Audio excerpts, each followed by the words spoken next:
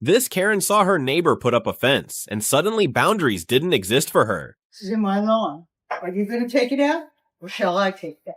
Okay, since you're recording this, then I haven't done any damage to anything that's yours, except put it on your car. That morning was supposed to be peaceful. The sun was just rising, dew still clinging to the grass, and I was simply planning to clean my own yard.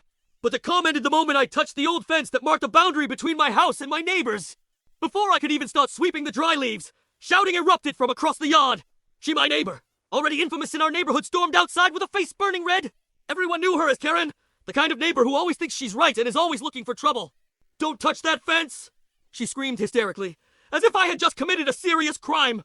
I tried to explain calmly that I was only cleaning the leaves on my side of the fence, but my explanation only poured fuel on the fire. She completely lost it, accusing me of damaging her property, stealing her land, even claiming the fence was built an inch too far onto her side. Her voice grew louder. Her arms flailed wildly, her eyes bulged, and her words became more and more irrational. A few neighbors peeked through their curtains. This was no longer a simple misunderstanding, this was a full-blown crazy neighbor freakout. Strangely, in the middle of all that chaos, I chose to stay calm. Instead of yelling back, I continued my work. I even cleaned the leaves and trash that had piled up on her side of the yard, blown there by the wind. That only made her angrier. "How dare you step into my yard?" She screamed again. I stopped, looked at her, and said quietly, "I'm just helping. I don't want the yard to look messy." Those words hit like a wall. She froze.